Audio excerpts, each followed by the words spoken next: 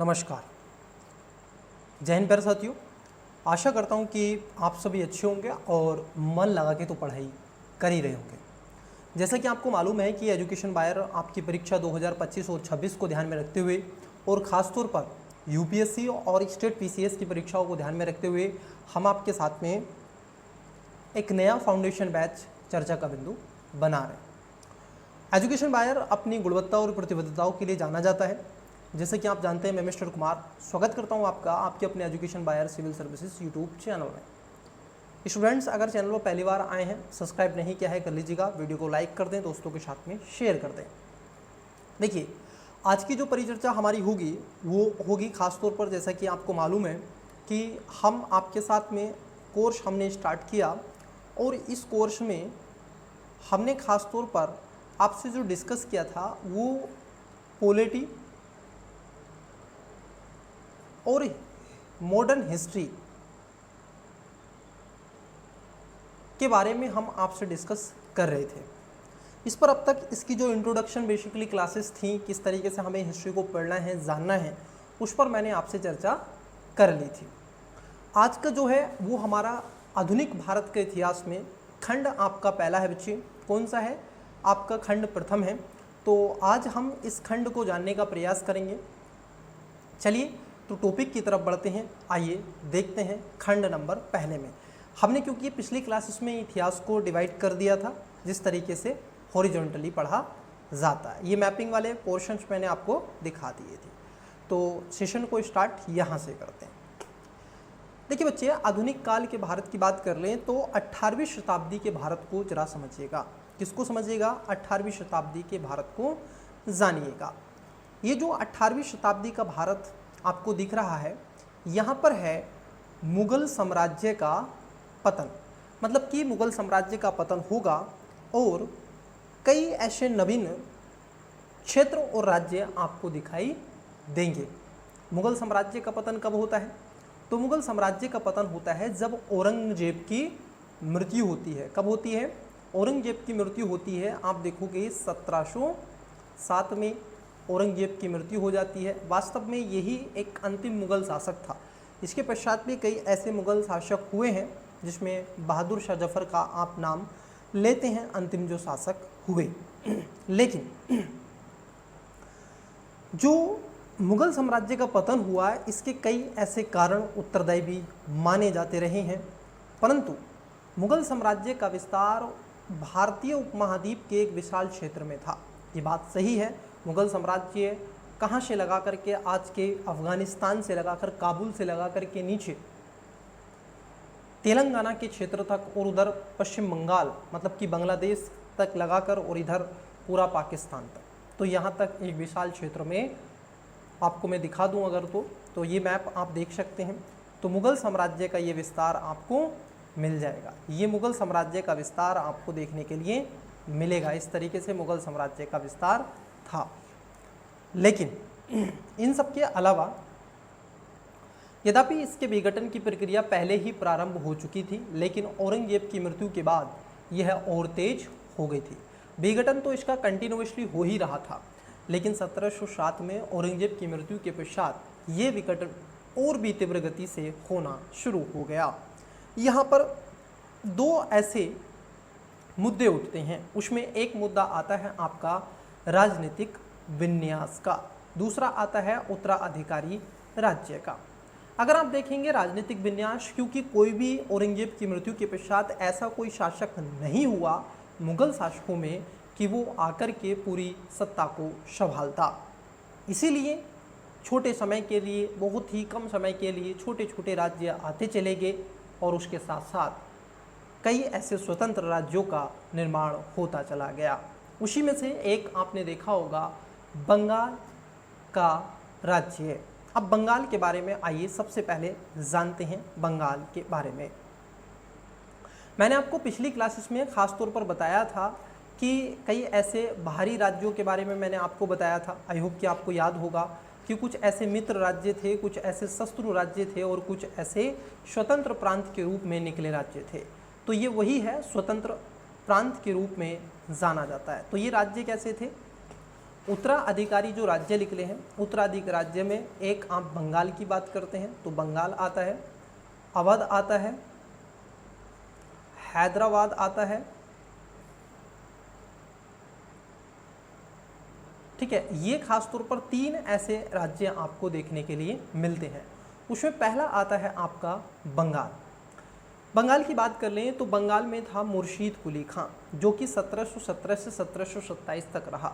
लेकिन इसका बड़ा रोचक विषय ये है कि इस बंगाल में अगर आप देखें, ये पहले जो हुआ करता था यहाँ का दीवान हुआ करता था। चूँकि मुग़ल साम्राज्य विस्तार काफ़ी ज़्यादा था भारत देश के अंदर, तो यहाँ पर इसको सूबेदार के रूप में नियुक्त किया गया। किसके रूप में? इसके अधीन बंगाल का स्वायत्त राज्य उभर करके आया और इसने सूबेदार और दीवान को मिलाकर के एक नवाब के रूप में एक नए पद का सृजन किया। पहले मुग़ल साम्राज्य के समय कोई नवाब नाम का व्यक्ति नहीं होता था, कोई पद नहीं होता था, परंतु मुग़ल साम्राज्य ने इसको वहाँ का सूबेदार, आप देखोगे, दीवान नियुक्त कर दिया गया। और ये दीवान नियुक्त किया गया था कब?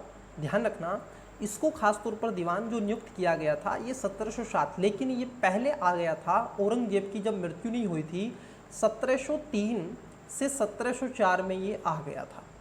और उसी समय जब औरंगजेब की मृत्यु नहीं हुई, इसने वहाँ से ढाका से अपनी कैपिटल राजधानी भी मुर्शिदाबाद में ही क्या की थी? परिवर्तित कर दी थी। उस समय तो औरंगजेब भी जीवित था।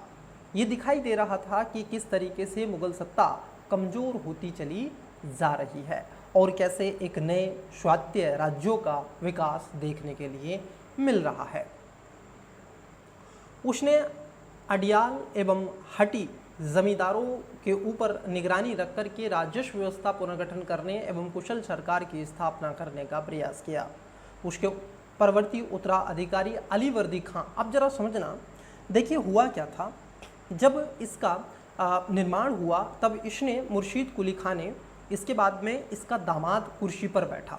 जरा समझना, मुर्शीद कुली खां के बाद जो इसका उत्तराधिकारी बना वो इसका दामाद बना, ठीक है, इसका दामाद बना। फिर उसके पश्चात जो बना वो इसके दामाद का पुत्र हुआ करता था, ठीक है, इसका पुत्र हुआ करता था, इसके दामाद का वो पुत्र बना। फिर उसके पश्चात आकर के लगभग 1740 के आसपास फिर आकर के इसने उसके पुत्र, मतलब कि इसके दामाद के पुत्र को हराया अलीवर्दी खां ने, और अलीवर्दी खां ने उसको हरा करके 1740 में अपना क्षेत्र विस्तार कर लिया और वहाँ पर अपनी गद्दी पर बैठ गया। बंगाल में मुग़ल संप्रभुता के प्रतीक को ही इसने समाप्त कर दिया। खासतौर पर अगर हम देखें तो ये वह शासक था जिसने खुलकर मुग़ल साम्राज्य का बात कही और इसको राजस्व भी नहीं दिया।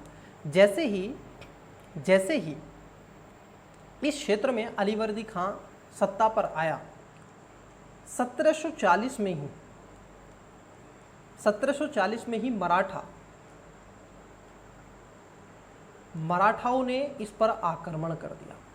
और जब मराठाओं ने इस पर आक्रमण किया तो जो अलीवर्दी खां था, इस अलीवर्दी खां को मजबूर किया और इनसे उड़ीसा की विजय प्राप्त कर ली। किन्होंने? मराठाओं ने उड़ीसा की विजय प्राप्त कर ली और इस पर अपना अधिकार निर्धारित कर लिया और इस पर दे दी। एक कर व्यवस्था नाम की मराठा लगाते थे जिसको बोलते हैं चौथ, ये 2, और एक थी सरदेशमुखी।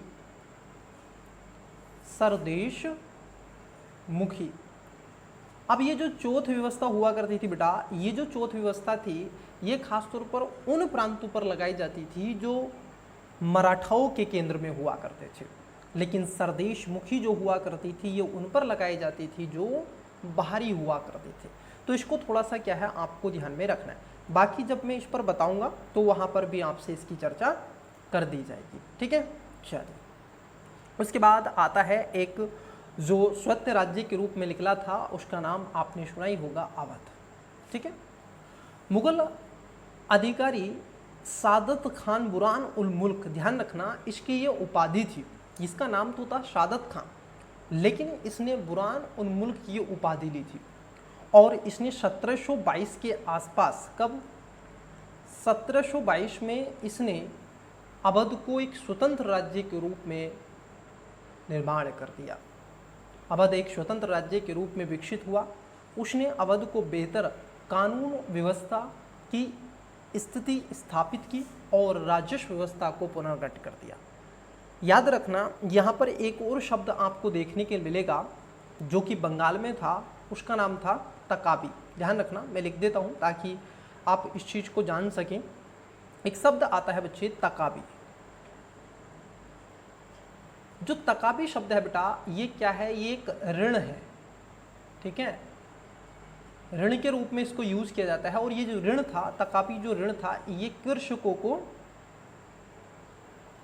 बांटा जाता है, ठीक है। ये बंगाल में इन्होंने शुरू किया था, लेकिन यहाँ पर अवध में ये तकाबी नाम की व्यवस्था नहीं थी, परंतु इसने भी ऋण व्यवस्था तो किसानों की स्थिति में सुधार करने का प्रयास किया ही था। विषय उठता है कि उसने अवध को एक बेहतर कानून व्यवस्था स्थापित की और राजस्व व्यवस्था का पुनर्गठन कर दिया। उसने उत्तराधिकारी सफदर जंग थे जो मुगल विजारत में शामिल हुए थे। उसके बाद आता है हैदराबाद। ये वही हैदराबाद आपको मिलता है निज़ाम जहाँ से स्टार्ट होता है। ये वही निज़ाम, वही हैदराबाद की बात यहाँ पर की जाती है जिसको अपोलो ऑपरेशन के तहत में भारत में विलय पत्र करवाया जाता है। निज़ाम उल मुल्क ने 1724 में एक पृथक हैदराबाद राज्य की स्थापना की। किसकी स्थापना की थी? पृथक एक हैदराबाद राज्य बना, लेकिन ये आंतरिक रूप से स्वतंत्र था, बाहरी रूप से स्वतंत्र नहीं था। बाहरी रूप से जो इस पे एका अधिकार था वो मुगल सत्ता ही का था। यद्यपि उसने औपचारिक रूप से मुगल बादशाह से स्वतंत्रता की घोषणा नहीं की, परंतु वो व्यावहारिक रूप से, मतलब कि आंतरिक रूप से वो स्वतंत्र अपने आप को कहता था। चलिए, लेकिन उसने कोई ऐसे काम नहीं किए। फिर विषय उठता है आपका मुगल साम्राज्य के विरुद्ध विद्रोह के माध्यम से निर्मित कुछ ऐसे राज्य बने। कुछ ऐसे राज्य थे बच्चा जो लगातार मुगलों के प्रति युद्ध कर रहे थे, विद्रोह कर रहे थे, और ये वो थे जो लगातार कंटिन्यूअसली आपको सफ़र करते हुए प्रतीत हो रहे थे। उसी में एक जो साम्राज्य, एक जो राज्य के रूप में जाना जाता है, उसको हम कहते हैं मराठा। क्या कहते हैं? उसको हम कहते हैं मराठा। अब इन्हीं मराठाओं की थोड़ी कहानी सुनिएगा। देखिए, यहाँ पर आपको मिलते हैं मराठाओं में खास तौर पर शिवाजी। ये शिवाजी कहाँ से स्टार्ट हुई? ये मराठा जो प्रांत है, जो शिवाजी की उत्पत्ति हुई, ये क्यों हुई, कहाँ से हुई? देखिए, हुआ क्या था, जरा इस बात को थोड़ा समझने का प्रयास कीजिएगा। ये जो आपको मराठा दिखते हैं, ये मराठाओं की उत्पत्ति और विकास का महत्वपूर्ण कारण था इनका शोषण। क्या था? इनका शोषण। लगातार कंटिन्यूअसली मुगल जो सत्ता थी वो लगातार इनका क्या कर रही थी? शोषण कर रही थी। और जब शोषण कर रही थी, उसी शोषण से ये क्या हो चुके थे? बहुत ज़्यादा परेशान आ चुके थे। तो इन्होंने किसान, जितने भी किसान थे, इन्होंने इस शोषण का खात्मा करने के लिए एक संगठन को बनाया। क्या बनाया? एक संगठन बनाया बच्चे। और जैसे ही ये संगठन बना, इस संगठन के एक सरदार बने, और यही सरदार कहलाए थे क्या? शिवाजी। यही थे वीर शिवाजी, यही कहलाए थे, आप देखोगे, शिवाजी। और फिर क्या था? चीज़ें बदलती चली गईं और यहाँ से फिर किसान एकत्रित होते चले गए। इन्होंने अपनी शासन व्यवस्था को मजबूत कर दिया और ख़ास तौर पर आगे चल के ये एक साम्राज्य के रूप में इनकी उत्पत्ति और विकास हो गई। और फिर इन्होंने स्वतंत्र एक राज्य का निर्माण किया गया जो शिवाजी का मराठा कहलाता था। यहीं से स्टार्ट होता है इनका इतिहास। शिवाजी ने एक स्वतंत्र मराठा राज्य का निर्माण किया जो पेशवाओं के अधीन एक साम्राज्य के रूप में परिवर्तित हो गया। आपको मालूम है कि शिवाजी और शिवाजी के पुत्र संभाजी साहू जी, आपने ये सारी चीज़ें ज़रूर पढ़ी होंगी, और किस तरीके से एक युद्ध की वो स्थिति, और फिर पेशवा वहाँ पर आते हैं जो प्रधान हुआ करते थे, बाजीराव। आपने कई ऐसे नाम सुने होंगे इसमें, जो कहीं ना कहीं आपको ये प्रतीत होता हुआ नज़र आएगा कि किस तरीके से वो लगातार युद्ध कर रहे हैं और उनके पश्चात क्रमबद्ध तरीके से अलग अलग शासक साम्राज्य आ रहे हैं। ये आपने चीज़ें पढ़ी जरूर होंगी। देखिए, इस क्लास का महत्वपूर्ण जो उद्देश्य ये है कि आपको एक डायरेक्शन दे सके, आपको बता सके। अभी हाल ही में क्या हुआ था, मैं इसमें हिंट्स के रूप में बता दूं, यूपीपीसीएस का एग्ज़ाम हुआ था 2024 में, याद कीजिए 25 का भी नहीं हुआ होगा। तो उसमें क्या था, आपसे ये सीक्वेंस में पूछा था, जैसे बाजीराव, बालाजी बाजीराव, विश्वनाथ, किस तरीके से कौन कौन आए थे, उनको क्रम में आपसे पूछा था। तो बेटा आपको क्रमबद्ध तरीके से वो चीज़ें एक बार ज़रूर देखनी है। इस तरीके से जो भी आप शासक पढ़ते हैं तो उसको एक बार अच्छे वे में तरीके से उसको क्या होता है, आपको देखना होता है। ये खास तौर पर जो ओरिएंट है, ये क्लासेस मेंस को ओरिएंट ज़्यादा कर रही हैं, ठीक है, लेकिन ऐसा नहीं है ये प्रीलिम्स को कवर नहीं कर रही हैं। मेंस आपके बड़ा जाल है और इसमें छोटी मछली फंसनी शोरी तय होती है। मेंस क्या होता है, एक बड़ा जाल होता है बेटा, तो इसमें छोटी मछली ऑटोमेटिकली फंस जाती है। तो बस आपको क्या करना है, थोड़ा सा डाटा स्पेसिफिक देख लेना है, ठीक है, जो फैक्चुअल होता है।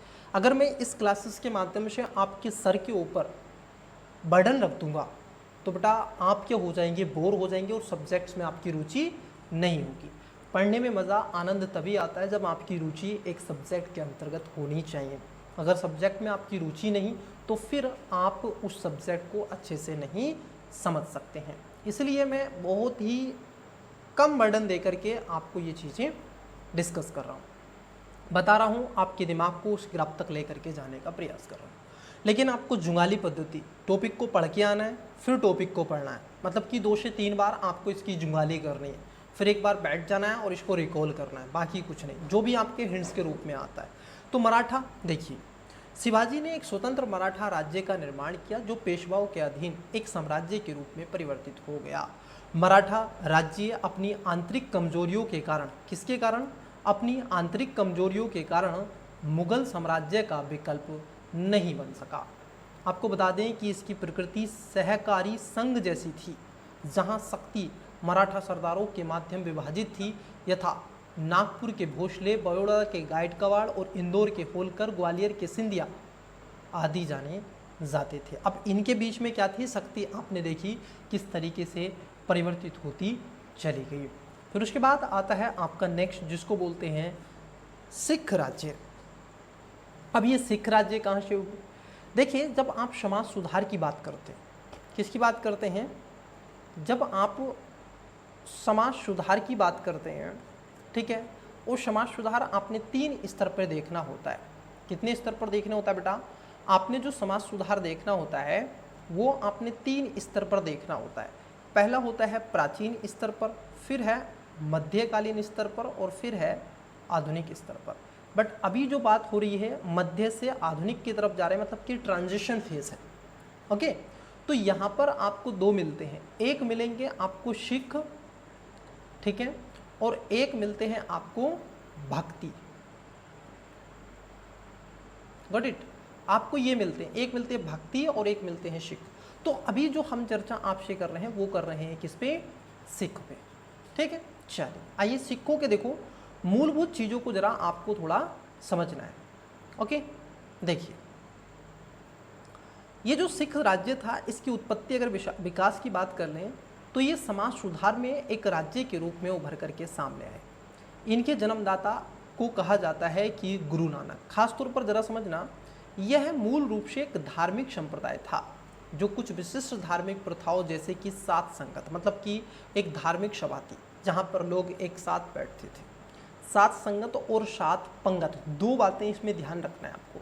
साथ में संगत, सभी एक साथ बैठेंगे, कोई ऊंचा नहीं होगा, कोई नीचा नहीं होगा, कोई ब्राह्मण क्षत्रिय वैश्य शूद्र नहीं होगा, कोई महिला नहीं होगी, कोई पुरुष नहीं होगा, सब इक्वल होंगे और आराम से बैठेंगे, ठीक है। तो क्या है, सात संगत जी की बात होगी, सात संगत। और उसके बाद आता है लंगर, मतलब कि 7 पंगत, जिसको सामुदायिक भोजन कहा जाता है।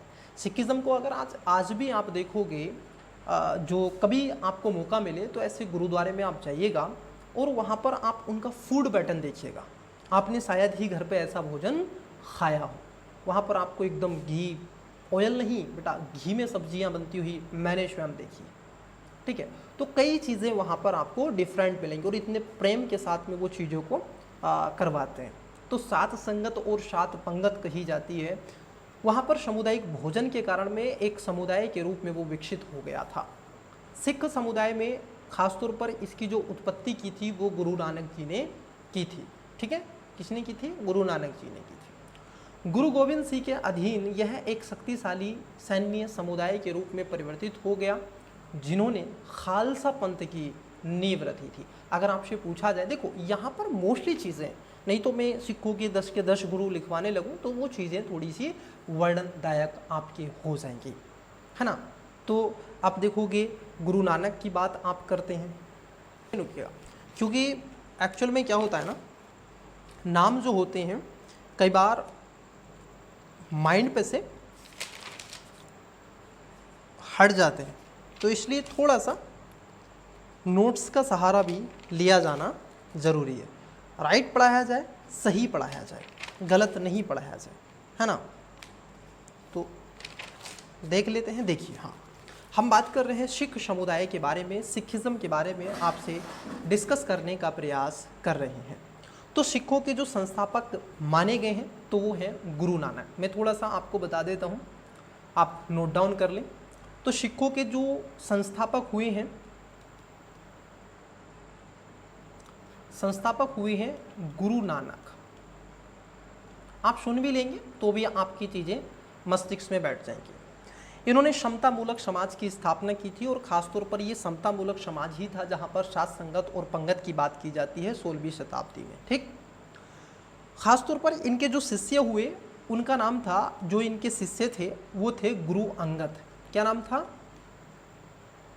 गुरु अंगद जो थे वो गुरु नानक जी के शिष्य थे। अब इनके पश्चात जो आए थे गुरु अमरदास आए थे। गुरु अंगद के बाद में कौन आए थे?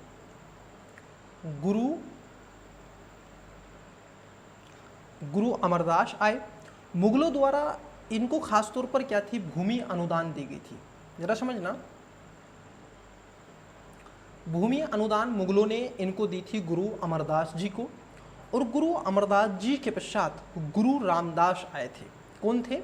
नेक्स्ट जो थे वो थे आपके गुरु रामदास। तो कौन से थे? गुरु नानक के शिष्य जो हुए हैं गुरु अंगद हुए हैं। गुरु अंगद के शिष्य गुरु अमरदास हुए हैं। और गुरु अमरदास के जो नीचे नेक्स्ट जो गुरु हुए हैं वो आपके रामदास हुए हैं। अब गुरु रामदास जी के पश्चात अगर हम देखें तो गुरु अर्जुन देव जो 5वें गुरु हुए हैं, गुरु अर्जुन देव जो सिखों के 5वें गुरु हुए हैं। गुरु ग्रंथ साहिब यहीं से आपने देखा होगा।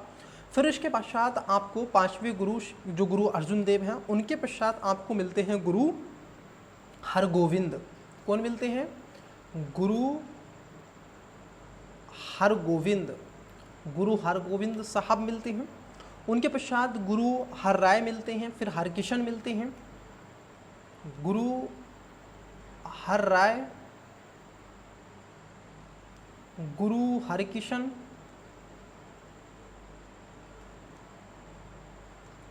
फिर इनके पश्चात में जो गुरु मिलते हैं फिर मिलते हैं गुरु गोविंद, नहीं गुरु तेग बहादुर मिलते हैं। फिर उसके बाद में तेग बहादुर।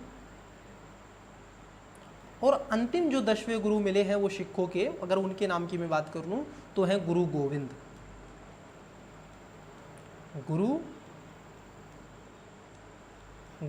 तो ये सिखों के 10 के 10 गुरु आपने देखे जो मैंने आपको बताया। खालसा पंथ की स्थापना और कई ऐसे गुरु हैं जैसे जागीर के पुत्र अकबर ने, खासतौर पर अकबर के पुत्र जागीर ने, आप देखोगे मृत्यु की विधि। अमृतसर में जो मंदिर मिलता है आपको वो गुरु अर्जुन देव जी के समय में बनवाया गया था। बाद में रणजीत सिंह एक महाशक्तिशाली राज्य के रूप में यहाँ पर आए थे और कई ऐसी उन्होंने चीज़ें यहाँ पर सफलताएं भी देखने के लिए आपको मिलेंगी। खैर आगे वो चीज़ें आती रहेंगी, हम आपसे डिस्कस करेंगे। ये मेरा उद्देश्य था कि मैं आपको सिखों के 10 के 10 गुरुओं से एक रूबरू करा दूं, अवगत करा दूं, एक क्रमबद्ध तरीके से नाम आपको बता दूं, तो आपके दिमाग में कई बार, क्योंकि जैसे मराठाओं से पूछ लिया गया, शायद क्वेश्चन ऐसा भी बन सकता है एज ए पीसीएस में, तो इसलिए मैंने इस थोड़ा आपको लिख करके थोड़ा बताया। हालांकि स्लाइड स्पेशली नहीं ली थी हमने यहीं से चीज़ों को आपको बताया। तो एक बार पुनः देख लीजिएगा, दौड़ा लीजिएगा कौन कौन से सिखों के 10 गुरुओं के नाम, ताकि आपको चीज़ें याद हो जाएं। तो गुरु नानक के शिष्य हुए हैं गुरु अंगद के बाद में गुरु अमरदास, गुरु रामदास, गुरु अर्जुन देव, गुरु हरगोविंद, गुरु हरराय, गुरु हरिकिशन, गुरु ग्रंथ साहिब यहीं से आए हैं, और उसके बाद में गुरु तेग बहादुर और गुरु गोविंद। तो ये 10 के 10 गुरु हैं जो कि आपको जानने चाहिए। उसके पश्चात सिखों की अगर हम बात कर लें तो परंतु ये परिवर्तित, जिसने खालसा पंथ की नींव रखी थी, परंतु न तो अंतिम गुरु गोविंद सिंह और न ही उनके शिष्य बंदा बहादुर को अपेक्षाकृत आप देखोगे राजनीतिक सफलता प्राप्त हो सकी। इस प्रकार सिख राज्य कमजोर बना रहा, परंतु बाद में पानीपत के तृतीय युद्ध ने स्थिति नाट्य रूप से परिवर्तन ला दिया। युद्ध के बाद अब्दावली अफगानिस्तान लौट गया, जबकि मराठे पराजित होकर दक्षिण भारत लौट गए। फिर सिखों को यहाँ पर एक बड़ा साम्राज्य पर अपनी शक्ति स्थापित करने का मौका मिल गया। आपने पढ़ा होगा अहमद शाह अब्दावली के बारे में, जो चीज़ें बड़ी ही स्पष्ट होती हुई दिखाई पड़ती हैं। पानीपत का तृतीय युद्ध भी आपने जाना होगा, मैंने जो पहली क्लासेस हुई हैं वहाँ पर आपसे इसमें डिस्कस भी कर दिया था। What it. चलिए, इसके बाद में आता है जो विद्रोही राज्य के रूप में एक आता है जाट राज्य। अब ये कौन थे? अभी तक तो यूपीएससी या किसी स्टेट पीसीएस में ऐसा नहीं पूछा गया, बट बाय द वे अगर ऐसा पूछ ले तो उसके लिए आप तैयार रहें। तो यहाँ पर जाट जो राज्य हुए हैं, इसमें जाट खासतौर पर जैसे कुछ एक क्षेत्रों में ये हुआ करते थे, दिल्ली मथुरा के क्षेत्र में निवास करने वाले कौन थे? ये एक कृषक और पशुचारी जाति के थे। मतलब कि ये कृषक थे, किसान थे और पशु पालते थे, पशुचारी, पशुओं को चराने का काम ये किया करते थे। औरंगजेब के समय 1667 ईस्वी में गोकुल जाट ने विद्रोह कर दिया था, और इसके बाद आगरा मथुरा के चूरनमल जाट और बदन सिंह जाट के नेतृत्व में सफलतापूर्वक स्वतंत्र जाट राज्य की स्थापना हुई। माना जाता है कि इनके समय में अगर आप देखोगे, ये भी देखने के लिए आपको मिलेगा कि मुगल साम्राज्य तो रहे, लेकिन जाट साम्राज्य इनके द्वारा पराजित नहीं हुए। ये भरतपुर के हो, मथुरा के हो, आगरे के हो, ये दिल्ली के हो, ये खासतौर पर स्वतंत्र ही रहे उस क्षेत्र में, लेकिन स्वतंत्र अपनी सत्ता को स्थापित करते रहे। उस पर ऐसा नहीं कि कोई और इन पर आकर के कब्जा कर ले। अपने आप में शक्तिशाली साम्राज्य के रूप में उभरने का प्रयास किया गया था। उसके बाद आता है अफगान राज्य। देखते हैं अफगान राज्य के बारे में। अफगान राज्य मुगल साम्राज्य की कमजोरी का लाभ उठाकर उत्तर भारत में कुछ छोटे अफगान राज्य स्थापित हुए गए। कई ऐसे जब आप देखते हैं, क्योंकि लगातार कंटिन्यूअसली जो भी भारत की तरफ मूव हुआ तो वो कहाँ से आया करता था? आपने देखा होगा वो जो आते थे वो सब के सब इन क्षेत्रों से आया करते थे। जरा समझना, मैं जो एक चित्र आपको दिखाना चाहता हूँ वो सब इन क्षेत्रों से आया करते थे। ठीक है, वो सब इन क्षेत्रों से आया करते थे। ये था सिंधु का क्षेत्र, और यहाँ पर भी वशीपत थी, इधर भी वशीपत थी। तो अफगान राज्य इन पर आक्रमण करते और यहाँ से सीधे दिल्ली की तरफ मूव करते, मतलब कि कूच करते। तो ये इसका एक बड़ा रीजन जाना जाता था। एक अफगान प्रमुख आप देखोगे अली मोहम्मद खान ने उत्तरी कुमायूं एवं दक्षिणी गंगा नदी के बीच रूहेला राज्य की स्थापना कर दी। तो एक क्षेत्र पर भी उसने अपनी शक्ति को स्थापित किया, खासतौर पर दक्षिणी जो कुमायूं और दक्षिणी गंगा के नदी के क्षेत्र में एक रूहेला राज्य स्थापित किया। आज के अगर मैं कहूँ देहरादून के आसपास का ये रीजन था, ठीक है, हरिद्वार के आसपास का। अहमद खान वकस ने दिल्ली के पूर्व में फर्रुखाबाद के पास एक क्षेत्र और अन्य स्वतंत्र अफगान राज्य की स्थापना की। ये फर्रुखाबाद जो था, यहाँ से जब आप हिंदी पढ़ते हैं, जब हम 10th क्लास में थे तो फर्रुखाबाद के कई थे, जैसे वन फॉर एग्जाम्पल अनिताभ जी के जो फादर हुए हरिवंश राय बच्चन जी, तो वो भी वहीं के थे। महादेवी वर्मा फर्रुखाबाद, ठीक है। तो कई ऐसी चीज़ें आपको मिलेंगी। तो उत्तर प्रदेश के क्षेत्र में ये था जिसको अहमद खान वकस ने इस क्षेत्र को स्थापित किया था, है ना। तो ये चीज़ें यहाँ पर रही हैं। उसके बाद आता है स्वायत्त क्षेत्र। अब देखो जो स्वायत्त क्षेत्र वाले रहे हैं, अगर हम उनको देख लें तो स्वायत्त जो क्षेत्र हुए, स्वायत्त क्षेत्रों की अगर हम देखें तो इसमें कई थे, जैसे राजपूत राज्य। राजपूत राज्य ये कहाँ पर थे? भारत के अगर हम देखें राजपूत जो राज्य हुए ये राजस्थान के क्षेत्र में हुए। राजपूताना जो थे ये राजस्थान के क्षेत्र में आपको देखने के लिए मिलते हैं, राजपूताना। ठीक, राजपूताना कहाँ पर मिलते हैं? राजस्थान के क्षेत्र में आपको देखने के लिए मिलते हैं। राजपूत राज्यों ने प्रारंभ में मुगल संप्रभुता को स्वीकार कर ली थी, परंतु 18वीं शताब्दी में मुगल साम्राज्य के कमजोर होने के बाद उनमें से कई अपने को स्वतंत्र घोषित करने लगे। मतलब कि जब मुगल साम्राज्य शक्तिशाली था तो उस समय राजपूत जो शासक थे वो उनकी जो सत्ता थी उसको स्वीकार करते, लेकिन जैसे जैसे मुगल साम्राज्य कमज़ोर होता गया वैसे वैसे राजपूत राज्य भी स्वायत्तता की स्थिति में आता चला गया। इस अवधि के दौरान में सवाई जयसिंह के अंतर्गत आमेर सबसे शक्तिशाली एवं प्रमुख राजपूत राज्य के रूप में जन्मा। उसी समय कौन थे? सवाई जयसिंह, और आमेर के शक्तिशाली शासक के रूप में एक राजपूत राज्य की स्थापना इन्होंने की थी। तो इसमें कौन महत्वपूर्ण हो गए हैं? सवाई जयसिंह। इन्होंने खगोल शास्त्र को लेकर के भी कई ऐसे काम किए थे। ठीक है, फिर उसके बाद आते हैं मैसूर। मैसूर बोले तो कहाँ? दक्षिण भारत, कर्नाटक आज का आप देखते हैं मैसूर।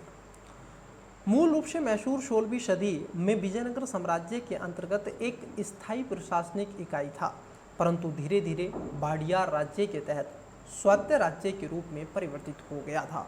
परंतु मैसूर ने हैदर अली और उसके पुत्र टीपू सुल्तान के अधीन अपने वास्तविक गौरव को प्राप्त कर लिया। अब आपने याद होगा हैदर अली के बारे में आप बहुत अच्छे से पढ़ते हैं। जब आप मैसूर के 4 युद्ध पढ़ते हैं तब आप वास्तविक रूप से हैदर अली और टीपू सुल्तान के बारे में पढ़ते हैं कि नहीं? तो वहाँ पर हम देखेंगे, जब आप कर्नाटक के युद्ध पढ़ते हैं तो उसको भी हम बताएंगे। लेकिन आगे तो खासतौर पर टीपू सुल्तान के अधीन वास्तविक गौरव को प्राप्त किया गया। फिर उसके बाद आता है त्रावणकोर। अब देखिए ये जो त्रावणकोर था ये शासक ऐसा था, भारत के सुदूर दक्षिणतम भाग में त्रावणकोर स्वतंत्र राज्य के रूप में उभर के सामने आया। यह क्षेत्र मुगल साम्राज्य के विस्तार से मुक्त रहा था। यहाँ पर मुगल साम्राज्य मतलब कि जो साउथ का रीजन है, अगर आप बिल्कुल साउथ में जाएं तो जो साउथ का रीजन है यहाँ केरल के क्षेत्र में यहाँ पर था। यहाँ पर तो मुगल सत्ता थी नहीं। 1729 के बाद मार्तंड वर्मा के अंतर्गत त्रावणकोर एक बहुत शक्तिशाली साम्राज्य के रूप में भी उभरा। माना जाता है कि मार्तंड वर्मा ने अपनी जो पॉलिसी नीति चला करके रखी थी उस नीति के तहत ही फ्रांसीसियों को और डचों को और अंग्रेजों को, खासतौर पर यूरोपियों को अपनी उस नीति के तहत व्यापार करने के लिए कहा, और यहाँ से फ्रांसीसियों को तो इन्होंने खदेड़ भी दिया था।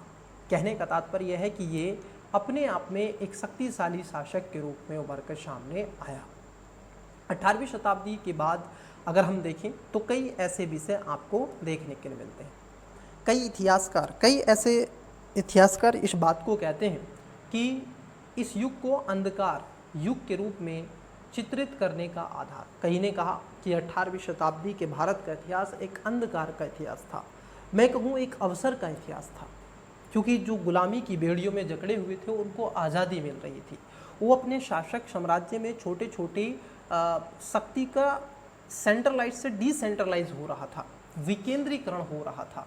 मतलब कि इस अवधि में 18वीं सदी का पूर्वार्ध को राजनीतिक विघटन के रूप में चिन्हित किया जाता है। इसके आर्थिक विघटन का काल समझा जाता था, परंतु अंधकार युग की धारणा को निम्नलिखित आधार पर अस्वीकार किया जा सकता है।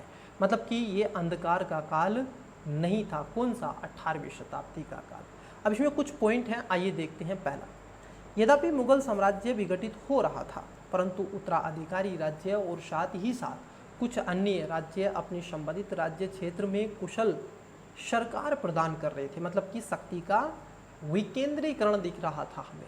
शक्ति का केंद्रीकरण नहीं, शक्ति का विकेंद्रीकरण हो रहा था। शक्ति एक केंद्र से अन्य बिंदुओं तक भी जा रही थी। यहाँ तक कि आर्थिक मोर्चों पर भी इसे निम्नलिखित कारणों से विघटित के काल के रूप में भी नहीं देखना चाहिए। क्यों? क्योंकि कामे कह रहे हैं कि यूरोपियन कंपनियों की भूमिका के कारण व्यापार का विस्तार हुआ। बिल्कुल ये बात सही है। जैसे जैसे यूरोपीय कंपनी यहाँ पर लगी, खुली, तो उससे यहाँ पर व्यापारिक गतिविधियाँ कंटिन्यूअसली बढ़ती चली गई। नकदी फसलों के उत्पादन में विस्तार भी हुआ। बिल्कुल कंपनियों ने खासतौर पर जो भारतीय किसानों से किया गया उत्पादन था वो एक नकदी उत्पादन के रूप में ही किया जाता था। अब यहाँ पर मैं आपको कुछ क्वेश्चन दूंगा और क्वेश्चन ये दो हैं, ठीक है। दोनों क्वेश्चन आपसे पूछे गए हैं। एक क्वेश्चन 2014 में पूछा गया है, एक क्वेश्चन 2017 में पूछा गया है। इसकी प्रैक्टिस आवश्यक रूप से करें। देखिए क्वेश्चन क्या है। पानीपत का तीसरा युद्ध, इसको स्क्रीनशॉट ले लो बेटा।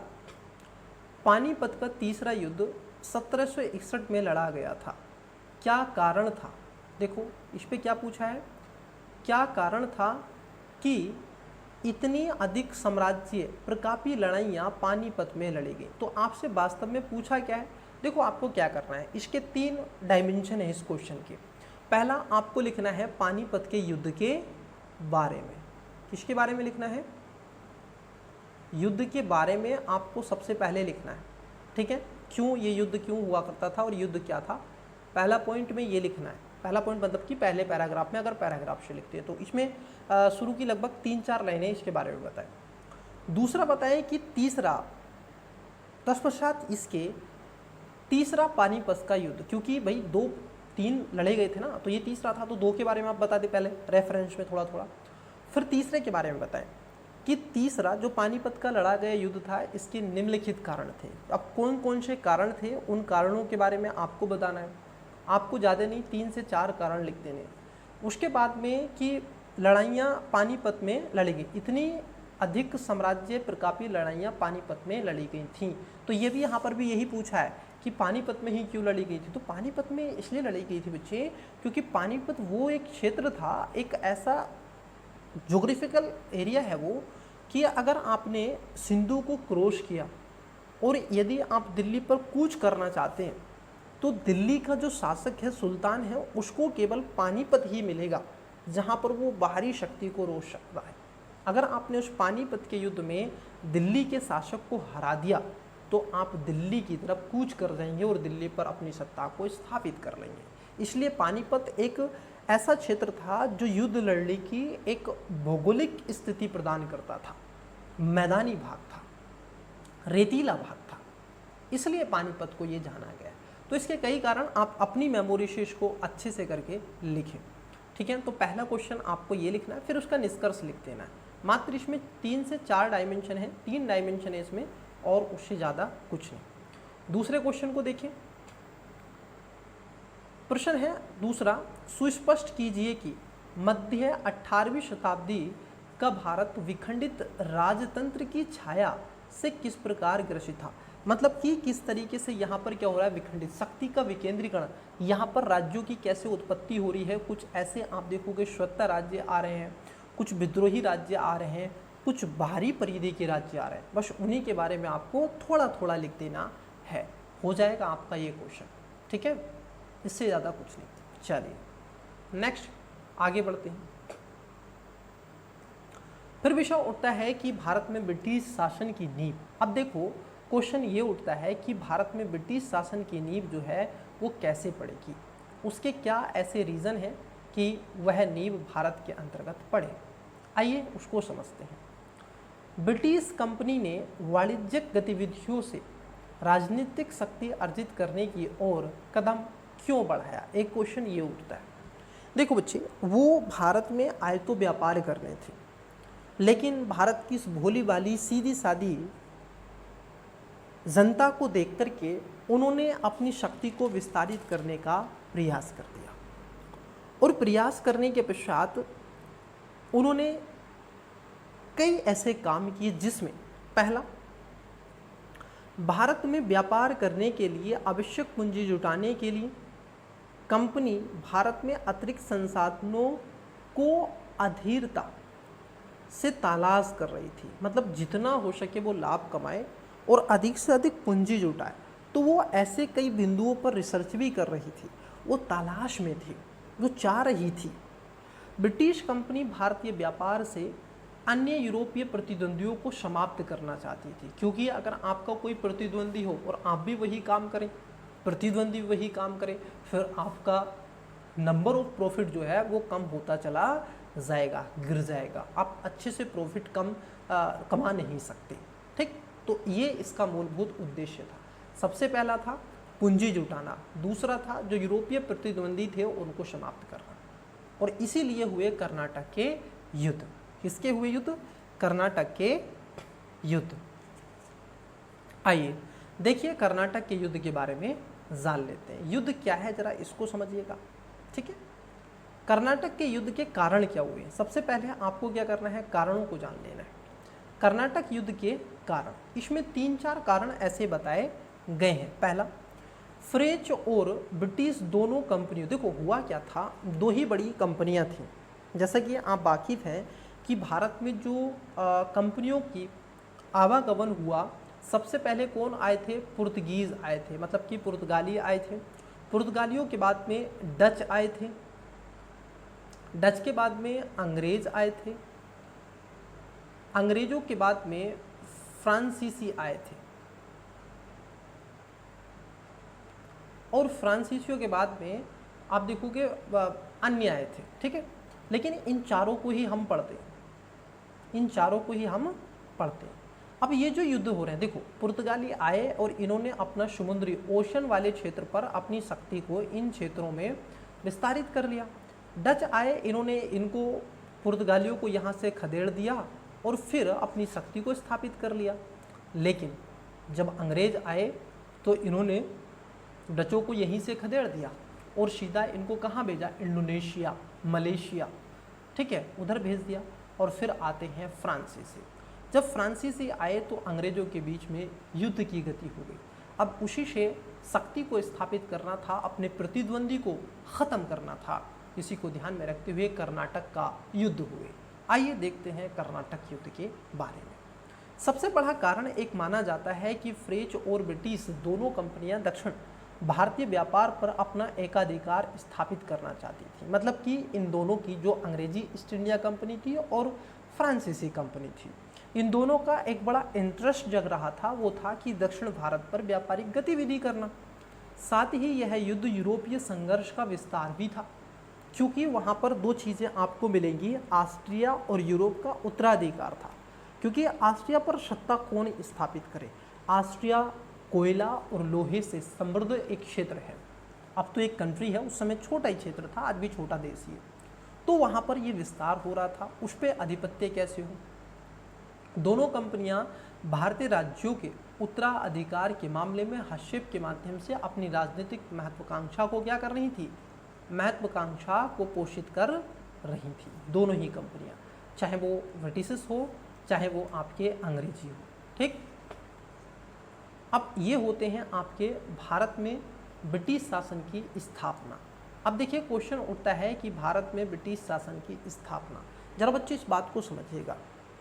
इसके लिए कोई एक, अगर मैं आपसे पूछूं, कई बार बोर्ड मेंबर आपसे इंटरव्यू में, मॉक टेस्ट में भी पूछा जाता है, या फिर बोर्ड मेंबर आपसे पूछते हैं, टीचर भी आपसे पूछते हैं कि आपकी निगाहों में क्या लगता है कि भारत में ब्रिटिश शासन की स्थापना कब से मानी जाती है? तो जो एस्पिरेंट्स होते हैं उनका जवाब ये होता है कि सर, भारत में ब्रिटिश शासन की स्थापना कोई एक निश्चित समय सीमा या डेट से नहीं है, बल्कि ये क्रमबद्ध तरीके से आगे चलती चली गई। इस पे अलग अलग इतिहासकारों ने अलग अलग इनके मत रहे हैं, लेकिन फिर भी कई चीज़ें ऐसी दिखती हैं, ऐसे कई पॉइंट हैं जहाँ से ये अनुमान लगाया जा सकता है, पता लगाया जा सकता है कि भारत में ब्रिटिश शासन की स्थापना हुई थी। जैसे पहला था कर्नाटक के युद्ध, जो कि 3 कर्नाटक के युद्ध लड़े गए थे। दूसरा है पानीपत का युद्ध, ठीक है, सॉरी पानीपत का नहीं, प्लासी का युद्ध, सॉरी प्लासी का युद्ध। और तीसरा एक बड़ा कारण है बक्सर का युद्ध। ठीक है, ये ऐसे 3 डायमेंशन हैं जिससे ये निर्धारित जरूर हो जाता है कि भारत में ब्रिटिश का शासन ही अब स्थापित हो गया है और वही लंबे समय तक हम पे शासन करेगा। तो ये एक जो एस्पिरेंट्स है उसका एक बोर्ड मेंबर के प्रति जो जवाब होता है, रिस्पॉन्सिबिलिटी होती है, वो यही होती है और इससे बोर्ड मेंबर भी संतुष्ट होता है और आपके मार्क्स भी उससे बढ़ जाते हैं। खैर वो इंटरव्यू की बातें अभी मेंस में चल रहे हैं, हम थोड़ा सा आपका रिवीजन भी करवा रहे हैं। देखिए, प्रथम कर्नाटक युद्ध को आइए जान लेते हैं। प्रथम कर्नाटक युद्ध होता है आपका 1744 से 1748। अब यह युद्ध यूरोप में प्रारंभ हुए ऑस्ट्रिया के उत्तराधिकार संघर्ष का विस्तार था। यह लगभग आप देखोगे अनिर्णायक था। थोड़ा इसको समझना, ब्रिटिश ने फ्रांसीसी के युद्धपोतों पर आप देखोगे जब्त कर लिया था, जिसको लेकर के फ्रांसीसी गवर्नर, उस समय कौन था, फ्रांसीसी जो गवर्नर था आपने देखा होगा उसका नाम था डुप्ले। यही वो डुप्ले था, अगर ये रहता तो भारत के अंदर, अगर ये रहता तीनों युद्धों में, तो भारत के अंदर सत्ता अंग्रेजों की नहीं फ्रांसीसियों की होती। थोड़ा जरा समझना, ये संधि की गई। जो प्रथम युद्ध था, जो प्रथम कर्नाटक का युद्ध हुआ, इसमें डुप्ले था, ठीक है। अब यहाँ पर एक संधि की गई थी, उस संधि का नाम लिखिएगा, उसको बोलते हैं एक्सेलापा की संधि। क्या बोलते हैं? एक्सेलापा, एक्सेलापा की संधि हुई थी और ये संधि हुई थी 1748 में। यहाँ पर क्या था, अनिर्णायक रहा, इसमें किसी की कोई हार और युद्ध में जीत नहीं हुई थी। दूसरा जो कर्नाटक युद्ध है, दूसरा कर्नाटक युद्ध होता है बेटा आपका, ये होता है 1749 से 54 में। यह हैदराबाद और कर्नाटक राज्य के उत्तराधिकार के मामले में उसमें फ्रेंच एवं ब्रिटिश कंपनियों की भागीदारी के कारण हुआ था। युद्ध में हैदराबाद पर फ्रेंच आधिपत्य था और कर्नाटक पर ब्रिटिश आधिपत्य दिखाई देता है, ठीक। अब यहाँ पर भी एक संधि की गई थी और इस संधि का जो नाम था ये था पंडिचेरी की संधि। याद रखना इसको, पंडिचेरी की संधि। अब ये जो पंडिचेरी की संधि थी ये की गई थी 1754 में। Got it. देखो हुआ क्या था, यहाँ पर डुप्ले था, उधर क्लाइव था, लेकिन डुप्ले यहाँ पर हारता नहीं बल्कि जीतता, विजय करता। लेकिन हुआ क्या था, ये जो कंपनी थी एक सरकारी कंपनी थी, फ्रांसीसी कंपनी। इसके निर्णय, इसके नियम जो हुआ करते थे वो फ्रांस की सरकार बनाती थी, परंतु ईस्ट इंडिया कंपनी कोई सरकारी कंपनी नहीं थी, बल्कि ये तो कई ऐसे व्यापारियों के द्वारा एक गठजोड़ करके बनाई गई कंपनी थी। इसमें तो खास तौर पर वो व्यापारी थे, इसके मालिक, इसके कर्ता धर्ता वो व्यापारी ही हुआ करते थे। यहाँ पर गवर्नमेंट का कोई हस्तक्षेप नहीं होता था, इसलिए वो लाभ कमाना ज़्यादा चाहते थे, ठीक। तो ये देखने के लिए आपको मिला। पंडिचेरी के साथ में युद्ध समाप्त हुआ।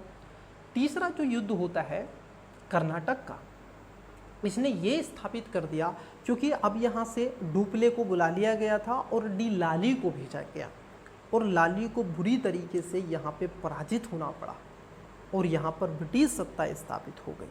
और ख़ास तौर पर यहाँ के जो कर्नाटक का नवाब था, कर्नाटक का जो क्षेत्र में था, वहाँ के राजा ने अंग्रेज़ों को खुश होकर के कई ऐसी भूमि दान में दे दी।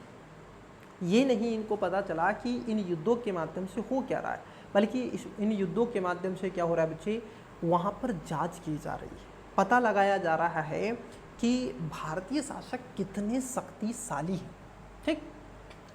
यह एक सप्तवर्षीय युद्ध का भाग था जो यूरोप में प्रारंभ हुआ था और युद्ध में फ्रांस ने भारत में अपनी स्थिति खो दी। बंदीवास के युद्ध में फ्रेंच अपने निर्णायक रूप से पराजित हो गया। तो एक युद्ध भी हुआ था, वांडीवास का युद्ध। अब यहाँ पर जो संधि हुई थी जरा उसको देख लीजिएगा। तो संधि खास तौर पर हुई थी जिसको बोलते हैं पेरिस की संधि। क्या होती है आपकी? पेरिस की संधि, ठीक है।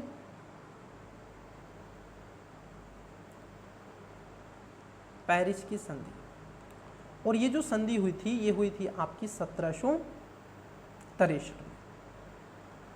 तो ये तीनों संधि याद होनी चाहिए, कर्नाटक के युद्ध याद होने चाहिए और तीनों संधि भी आपको याद होनी चाहिए अगर आप इस चीज़ को थोड़ा भी जानते हैं तो, ठीक है। चलिए अब चलते हैं नेक्स्ट। विषय उठता है कि भारत में ब्रिटिश शासन की स्थापना की ब्रिटिश की सफलता के क्या कारण थे। देखो बच्चे, था क्या, अगर आप ब्रिटिशर्स को इस बात को थोड़ा सा समझें तो ब्रिटिशर्स की सफलता का एक कारण तो वास्तव में नहीं था, बल्कि इसमें कई ऐसे कारण देखने के लिए आपको मिलते हैं। ठीक है, कई ऐसे कारण आपको देखने के लिए मिलते हैं। लेकिन उस पर जानने से पहले मैं थोड़ा डुप्ले की चर्चा कर देता हूँ। देखिए, जो डुप्ले था ये 1741 में भारत आता है। ठीक है, इसको फ्रांसीसी कंपनी क्या करती है, पड्डीचेरी का गवर्नर बना करके इसको भेज देती है।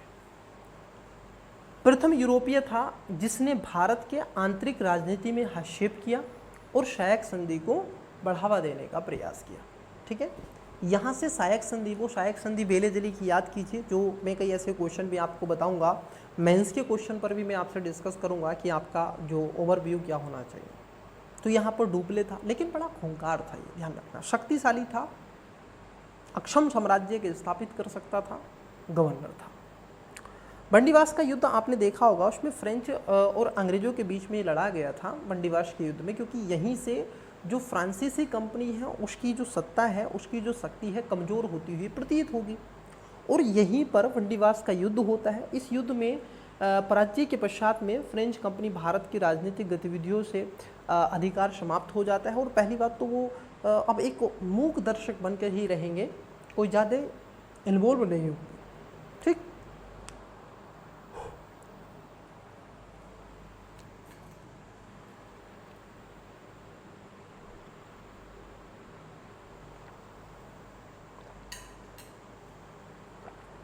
चलिए बात कर लेते हैं कि ब्रिटिश सफलता के क्या क्या कारण थे, क्यों ब्रिटिश से सफलता हुई।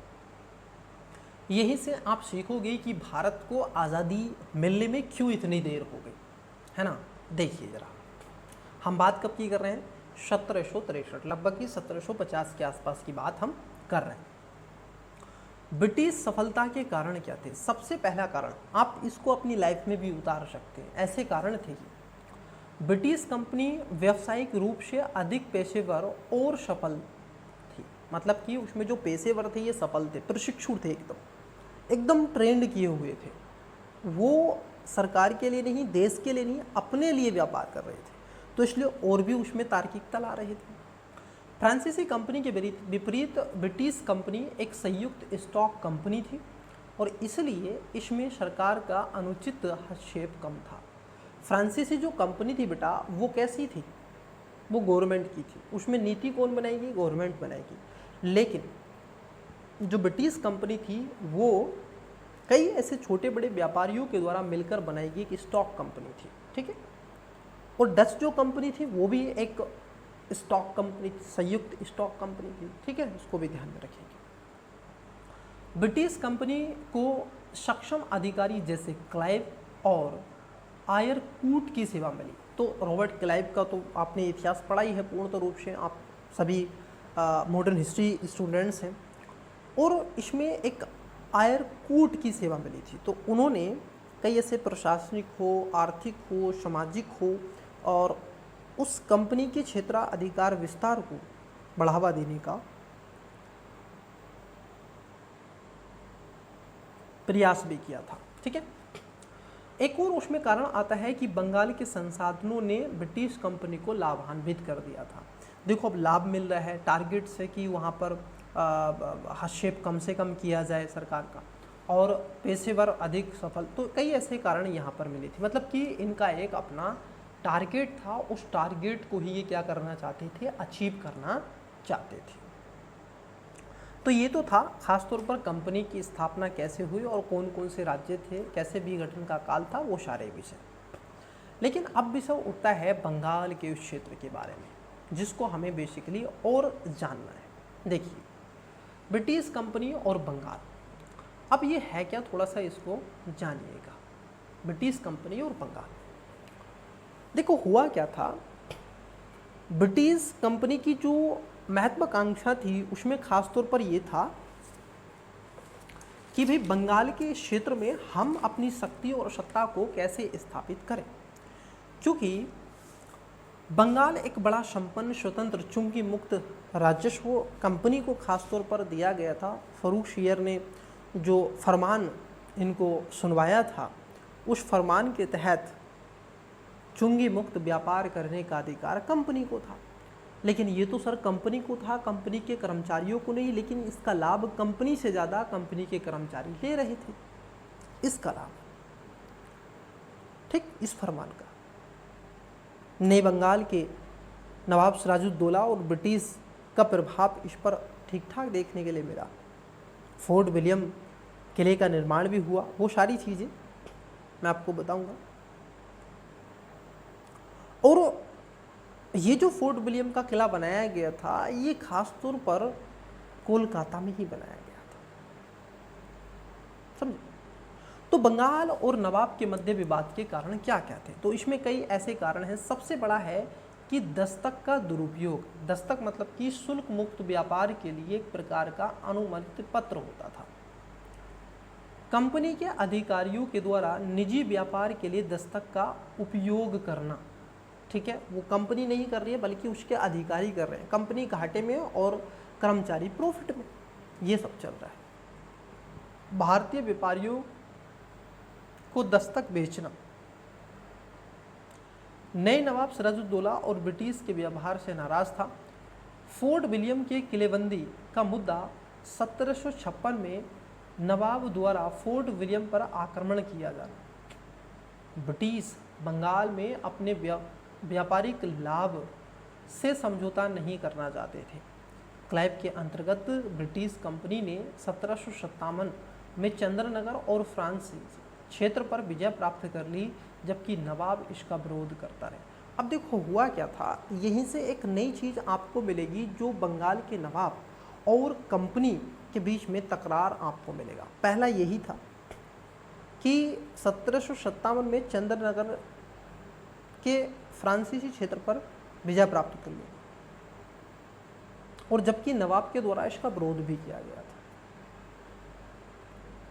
जरा समझ, ये जो किलेबंदी वाली बात है, ये किलेबंदी वाली बात दोनों पर उसने बोला था कि कोई भी किलेबंदी नहीं करेगा, बल्कि आप व्यापारी हैं, व्यापार करो और जाओ।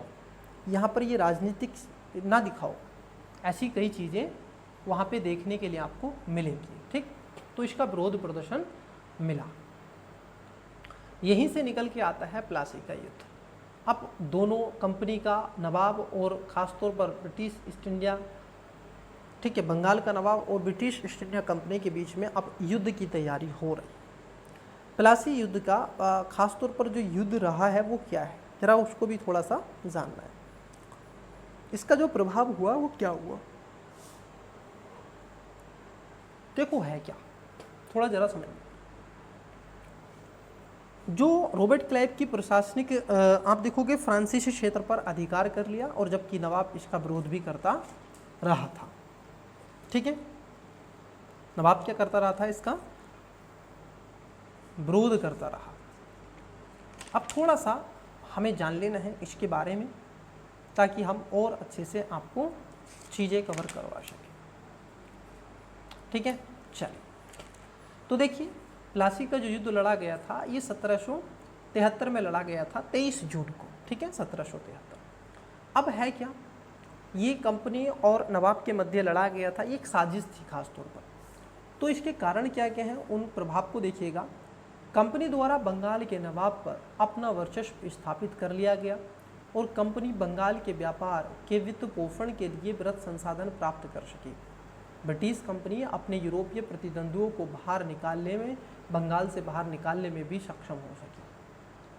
फिर विषय उठता है कि 1760 में बंगाल में नवाब का परिवर्तन। पहले नवाब जो था वो मीर कासिम बनाया गया, ठीक है। पहले जो मीर जाफ़र हुआ करता था, सॉरी, पहले जो नवाब था वो मीर जाफ़र था, लेकिन इसको हटाकर इसी के दामाद को, मीर कासिम को बंगाल का नया सूबेदार मतलब कि नवाब घोषित किया गया। और ब्रिटिश कंपनी इस घटना को बंगाल क्रांति के रूप में निरूपित करती है। जरा सोचिएगा, ये बंगाल की क्रांति बताती है। जो क्रांति होगी 1857 की, उसको नहीं बल्कि इसको बताएंगे। परंतु यह है किसी भी दृष्टि से क्रांति नहीं थी, ठीक है। यहाँ पर कोई ये क्रांति जैसे शब्दों का उच्चारण भी करना सही नहीं है। विषय उठता है कि नए नवाब और कंपनी के मध्य संघर्ष तथा बक्सर का युद्ध। अब ये सब क्यों चल रहा है? पहला था कि नया नवाब एक स्वतंत्र शासक की भांति व्यवहार करने के लिए प्रतिज्ञ था। वो चाहता था कि मैं जब भी करूँगा एक ऐसा ही करूँगा, और उसमें कई ऐसे पॉइंट उसने बताए। पहला कि उसने अपनी राजधानी मुर्शिदाबाद से बिहार के मुंगेर, एक बिहार में मुर्शिदाबाद में एक मुंगेर रीजन है, एक मैं कहूँगा ज़िला है बिहार का, तो उसने वहाँ पर इसको स्थानांतरित कर दिया। उसने वहाँ एक गन फैक्ट्री मतलब कि कारखाना भी स्थापित किया था। साथ ही साथ उसने मुग़ल बादशाह शाह आलम द्वितीय से शासन करने की मदद मांगी। इसका दस्तक के दुरुपयोग पर अंकुश लगा दिया गया। तो कई ऐसे विषय आपको देखने के लिए मिल रहे हैं। अब बक्सर का प्रभाव क्या है, थोड़ा उसको भी जानिएगा। देखिए, बक्सर युद्ध के प्रभाव। कंपनी व्यापारिक कंपनी से राजनीतिक शक्ति के रूप में स्थापित हो गई थी, और कंपनी का नियंत्रण केवल बंगाल पर नहीं बल्कि अवध और मुगल शासक शाह आलम द्वितीय पर ही हो गया। कंपनी ने बंगाल की दीवानी प्राप्त करने के बाद भारतीय व्यापार में वित्त पोषण की समस्या को सुलझाने का प्रयास किया। ठीक है, ये प्रयास इन्होंने किया था। What it. अब ये बच्चे आज की क्लास आपकी क्या हो जाती है, समाप्त हो जाती है। जो नेक्स्ट जो क्लास हम लेंगे वो इसके आगे की क्लास लेंगे। तब तक अभी तक आपने चैनल को सब्सक्राइब नहीं किया है तो कर लो, वीडियो को लाइक भी कर दो, दोस्तों के साथ में शेयर भी कर दो बेटा। ठीक है, आप ही से बात कर रहा हूँ, शेयर भी करो। ठीक है, तो इसका नेक्स्ट वीडियो हम आपसे जो चर्चा होगी वो इसके नेक्स्ट पार्ट पर होगी। तब तक के लिए स्टूडेंट्स आप रिवीजन करें। अब जो होगा नेक्स्ट पार्ट उपनिवेशवाद होगा। ठीक है, तो हम एक हॉरिजॉन्टल फॉर्मेट में चीज़ें आपसे कवर करेंगे। लोड ना ले, आपका हो जाएगा सब कंप्लीट। ठीक है, मैं हूँ ना। तो आज की क्लास में इतना ही, मिलते हैं किसी और क्लासेस में किसी और पार्ट पर। तब तक के लिए बेस्ट ऑफ लक, बाय।